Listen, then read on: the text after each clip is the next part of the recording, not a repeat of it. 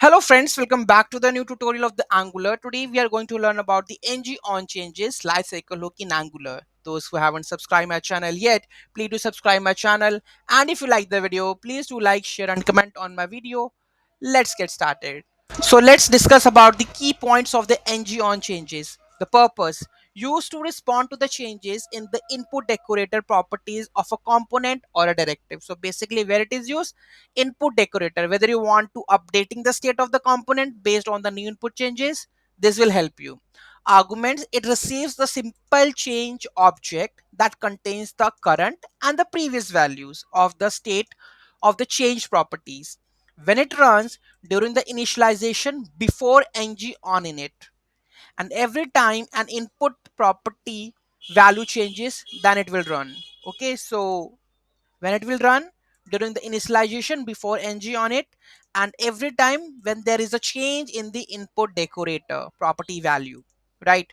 So what do you mean by the simple changes object? What it contains, the simple changes object provides current value, previous value, and the first change. So the current value means the new value of the input property, previous value, the previous value of the input property, and the first change, a boolean indicating if this is the first change, okay, true or false.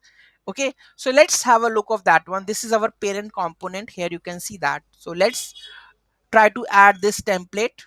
Okay, so this is for the, let's go to the our app component, and here we have the component file. That is, here we go with this. Let's update this. Okay, now they were asking for this one, so let's add the initialization of the username. So here we go with this. So updated, right? Okay, so this is done.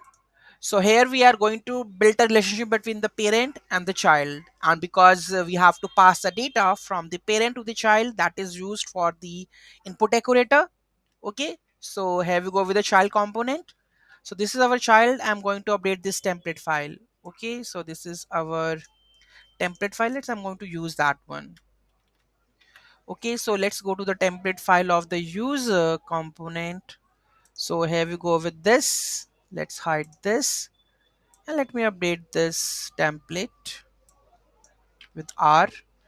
Okay, so here it requires the name, right? So let's try to go with the input decorator with input name string, and implement on changes. So here we are doing the on changes, right? So let's trigger it out over there. So implement on changes. Here we have to go with the input decorator initialization with input, that is name string. Okay, after that we have a ng on changes lifecycle hook. So here we are going to detect the changes, right? So let's copy and paste it over there. Okay, fine. So here we need some import, that is input, on changes and simple changes. Okay, so let's add this in our core files.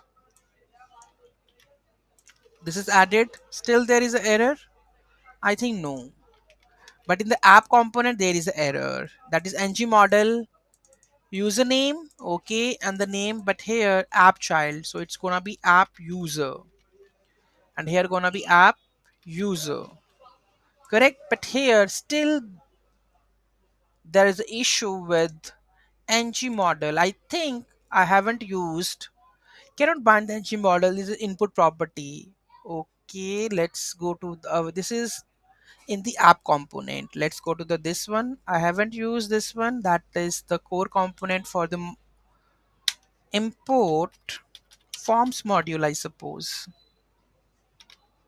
Forms module, I need to import it. Okay, let's go to the html file. Still ng model, can't bind the ng model since the property of the input. What I did wrong, let me check, just hold a minute.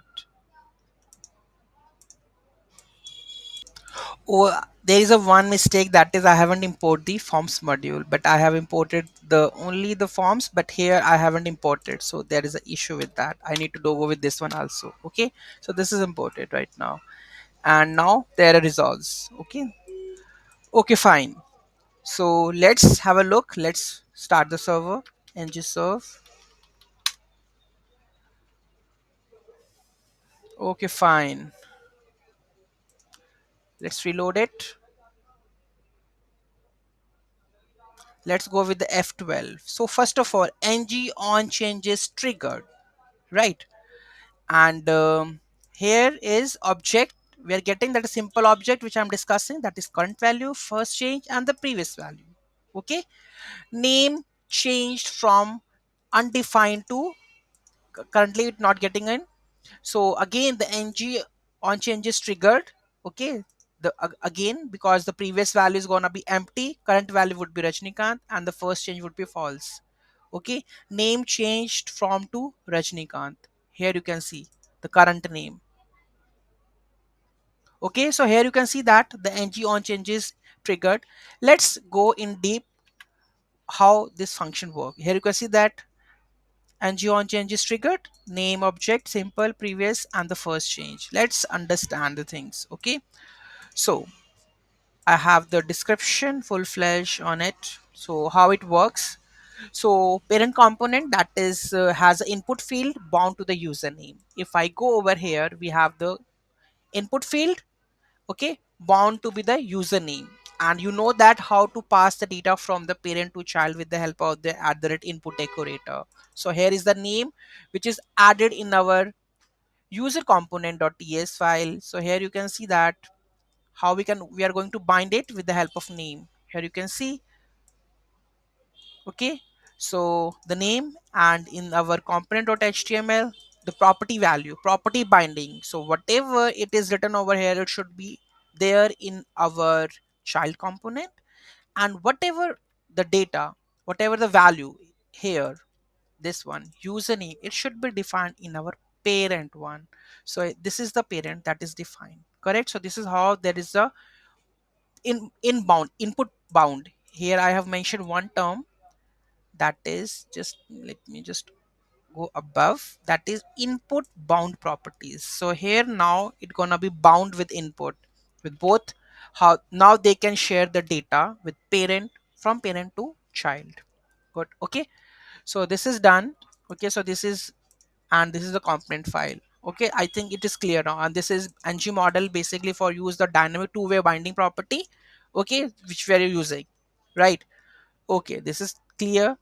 Next one that we have, username value is passed to the child component via the name input property. Okay, so how we are going to pass this value? Using the name property.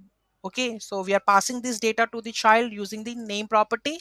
Here you can see the username value is passed to the child component via the name input property. If I go and check my child component, here you can see that I have passed this using the input property. Okay, so this is name input property is passed. Right now implements on changes. When there is the change is detected, simply it logs that there is a ng on changes is triggered. Okay, so next step, child component. The child component listens for the changes in the name property using the ng on changes. So how it gonna be listen for the changes in the child component with the help of the ng on changes.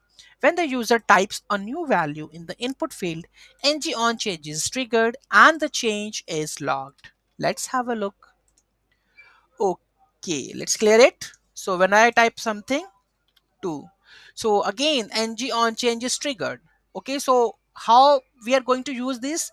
We are going to use this in a validation. Sometimes on the key up changes or something, we have to validate the data is correct or not.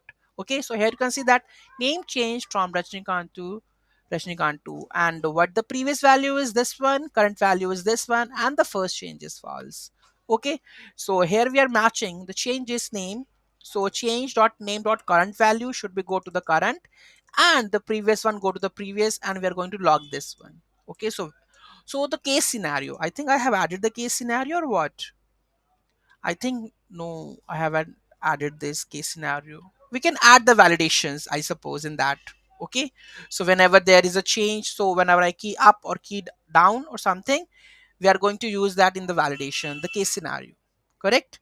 And whenever you want to use this, when is there is a change, or whenever you want to respond to the changes in the input decorator properties of a component or a directive, you can use the ngOnChanges. Okay, so this is what the ngOnChanges. Any doubt, any query in that, do let me know in the comment section. Thank you so much for watching this video. Have a great day.